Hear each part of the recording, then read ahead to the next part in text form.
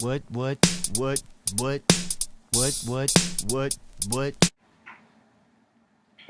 When I first read Darwin's Origin of Species, I finally understood why Darwin's seemingly simple concept of evolution has been so criticized and condemned. Darwin describes evolution on page 355 as a theory of independent creation, an idea intended to replace the sacred story of creation with a scientific theory supported by Darwin's observations.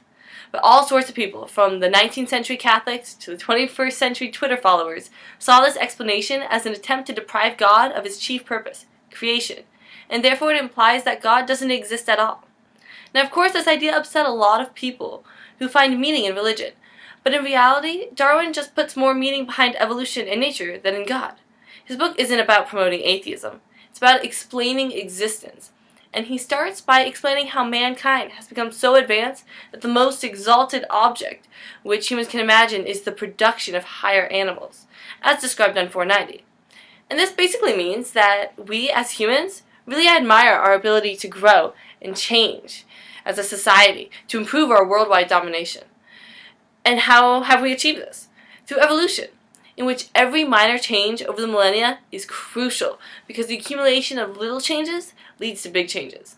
Thus Darwin says on page 490 again that there is a grandeur in this view of life, in which any tiny detail might have had enormous consequences on the success of our species.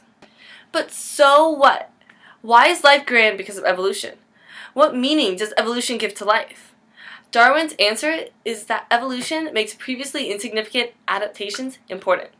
Despite the fact that we share a common ancestor with apes and various other animals, humans are undoubtedly unique.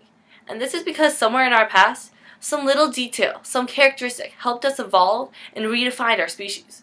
So life is meaningful because everything has a purpose. Every little characteristic of a species has a purpose and will affect the future of that species. And this is beautiful, and it's possible because, according to Darwin, evolution is independent. To evolve, a species doesn't need an outside influence interfering with the process, deciding to arbitrarily create a world or destroy it in a flood.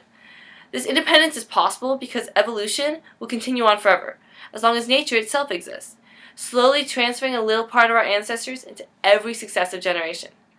This is as close to immortality as humans can imagine, and nothing short of thermonuclear war is going to stop this process, in which species become more and more specialized and better adapted to survive and thrive in this world. For Darwin, this immortal process yields beauty and individuality, and thus it could not contain more value even if he concerned himself with the existence of a god. What?